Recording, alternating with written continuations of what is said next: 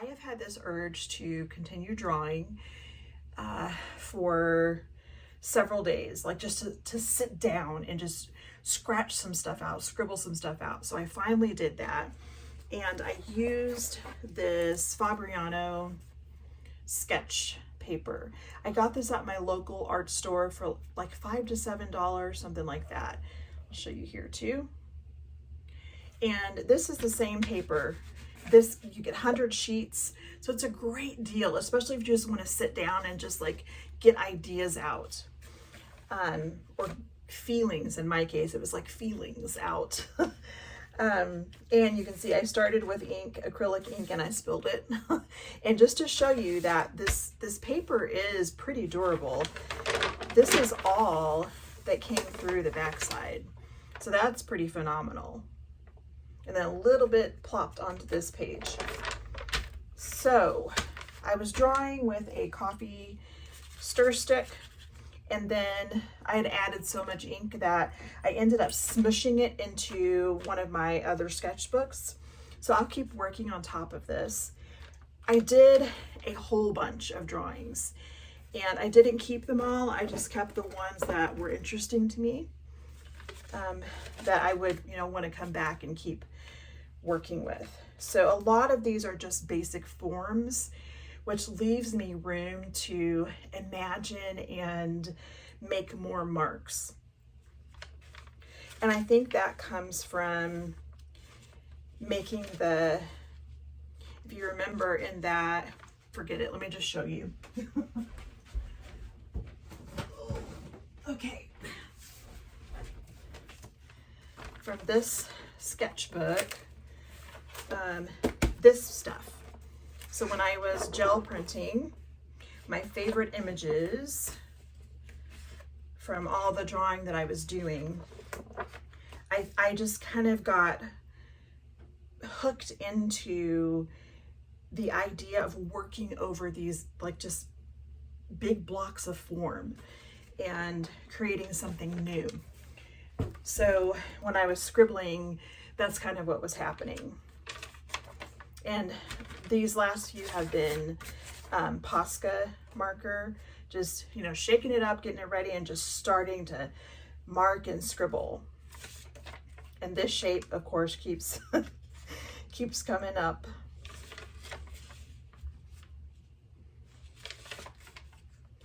And this one is actually from a sketchbook that I recently finished that you have not seen yet.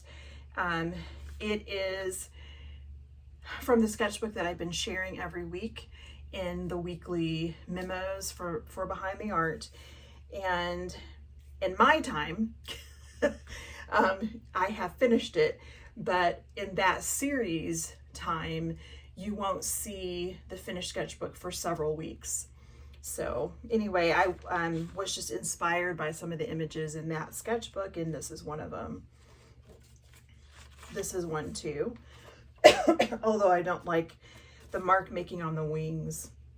So I'll just keep working on it. Here's the, that popping up shape again. Another bird.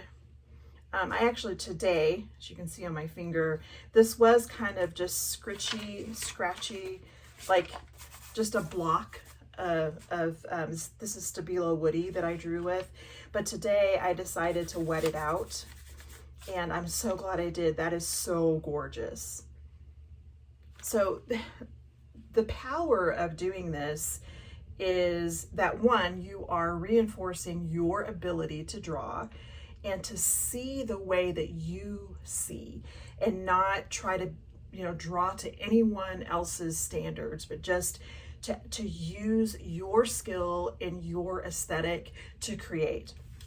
And then the other thing is you stumble across these fun techniques that, in my case, like I'm not using this technique in what I do, but now I want to. So you're teaching yourself by default, and it's just so wonderful to do that.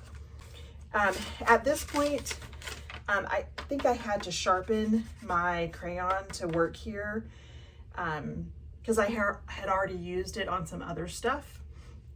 And so I made a mess over here, and I was thinking, like, this texture that you see here, I was like, what would happen if I drew on top of the shavings? And so I got little texture on there, but also I got pieces on the back of this. So I just wet it, and then it was all over my fingers, and I was like, well, I'll just fit it on here. And then I was using, I don't know what areas of this paper now, but I was looking through the paper and like following shapes and creating new shapes from just the marks that were here. So it's kind of like a pareidolia way of drawing, but a little different, because I was really just piecing different things together to create this whole drawing. So that was super fun. And then I want to bring you up to speed on this fun sketchbook. I also use Posca here and this paper towel, as you can see, to smudge this yellow on, just to brighten up this section. So this spread is done. It's as done as I'm going to get it. I don't want to work with it anymore. I really, it feels joyful and just fun, and I'm happy with it. And then so I abstracted the flowers that I saw here and the little bird. And so this is all ready for me to keep working on. Colored pencil, I'm gonna bring in, and whatever else, maybe some collage, who knows. But I do see some areas that I can add little faces to these flowers, which will be a different touch. That'll be fun to do. And then the flip side, I also abstracted. And once I was done with that, I thought they were all gonna be flowers, but then I saw potential for these two to become figures. So I'm gonna play around with that. And I love the idea of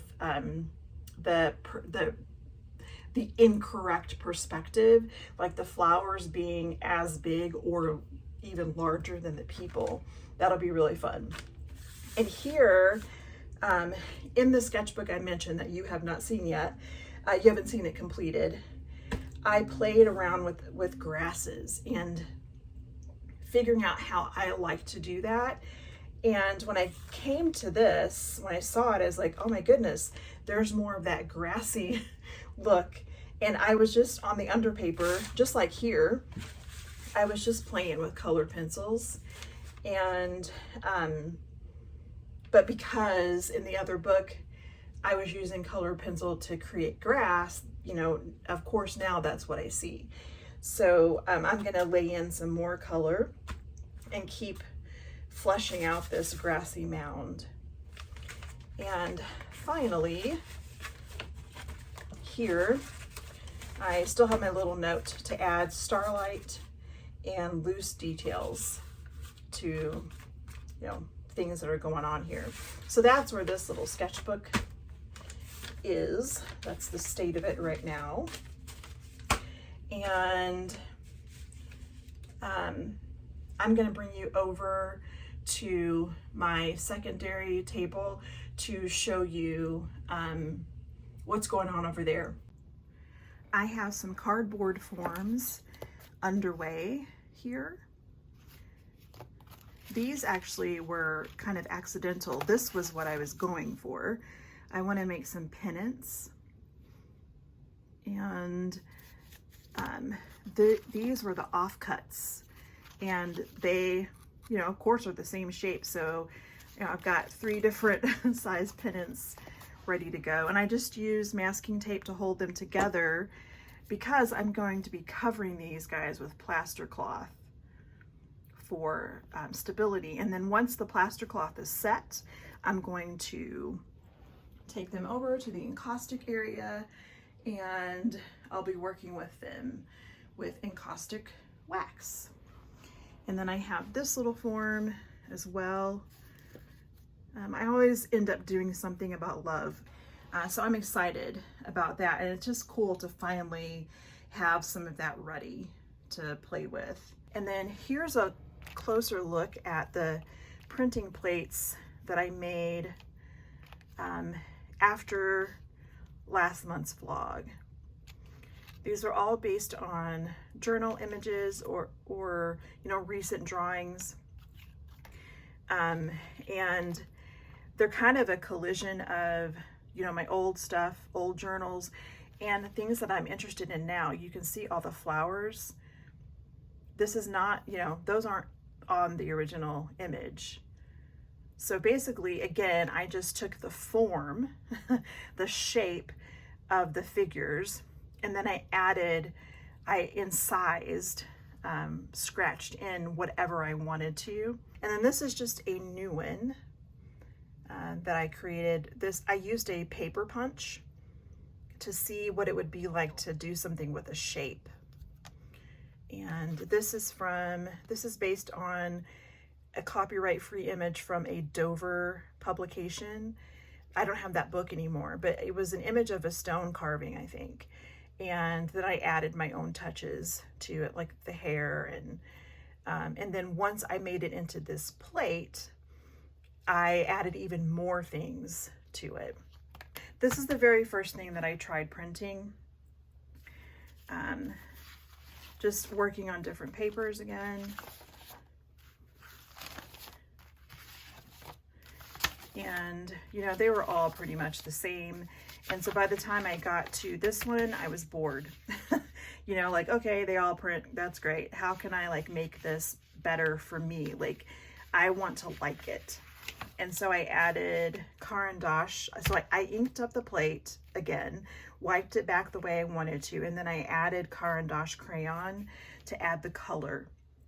And I did that right on the plate. So on here. And then the paper's damp.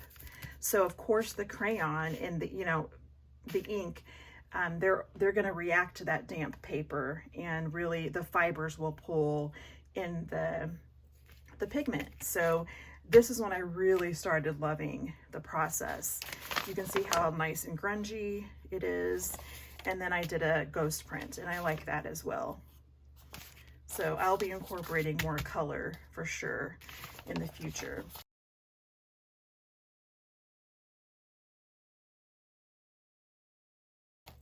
And then you can see in here, maybe there's some smaller, like this is just from scraps. And I used more of my paper punches, to create some shapes. And then I got some nori paste. I've never used this before, but with these little guys, I would love to do some sheen collé to try adding texture. And that's just a collage, a way to collage when you're doing this kind of printmaking. You can look that up online, as well as this Tetra Pak intaglio printmaking. So many people are doing it these days, so you can definitely find information about it. I have had this sitting in various places in the studio since I finished it, and even when I said it was finished, I knew there was something missing. I just didn't know what it was. So just giving myself time to just let it be with me, and me being with it in this space. I knew that the solution to really resolve the painting would come. So I was looking through my photos, and I looked at this again. I'm like, okay, what is it that this needs? And since I'm doing printmaking, I realized that creating a little printing plate for these yellow bands that connect all the pieces together, that would be the solution. So I'm going to create a little printing plate to print the same image on top of all these. And then I also want to add just a little motif around the frame, and then this will be done.